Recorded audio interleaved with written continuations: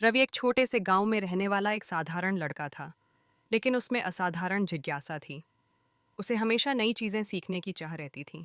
हालांकि उसके गांव में ज़्यादा स्कूल और किताबों की सुविधा नहीं थी, फिर भी वह कभी भी सीखने का कोई मौका नहीं छोड़ता था।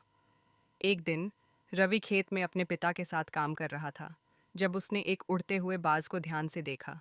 उसने सोचा, अगर यह पक्षी आसमान में इतनी ऊंचाई तक उड़ सकता है तो इंसान क्यों नहीं।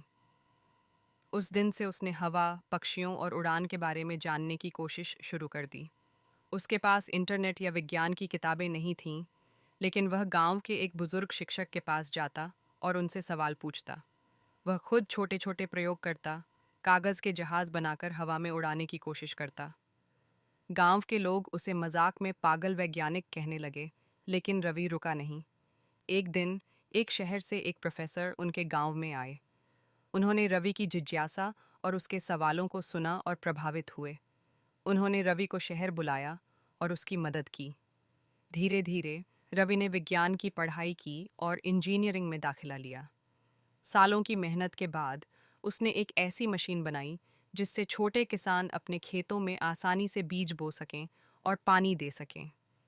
आज रवि एक सफल वैज्ञानिक है, लेकिन उसने सीखना कभी बंद नहीं किया। वह हमेशा कहता है, अगर आप सीखना बंद कर देंगे तो आगे बढ़ना भी बंद हो जाएगा।